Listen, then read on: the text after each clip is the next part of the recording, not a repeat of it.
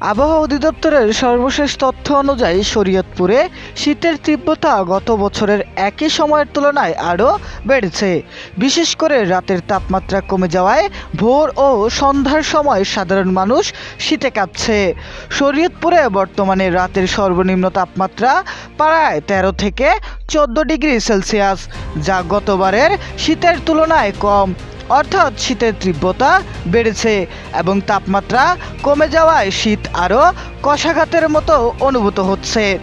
দিনের তাপমাত্রা কিছুটা উষ্ণ থাকলেও ঘন কুয়াশা ও হালকা বাতাসের কারণে শীত গভীরভাবে অনুভূত হচ্ছে।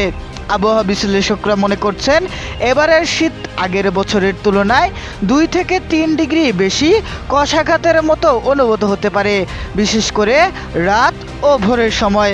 ফলে শরীয়তপুরের শীতের প্রভাব আগের বছরের তুলনায় অনেক বেশি এবং রাতে তাপমাত্রা কম হওয়ার কারণে মানুষকে আরও সতর্ক থাকতে হবে।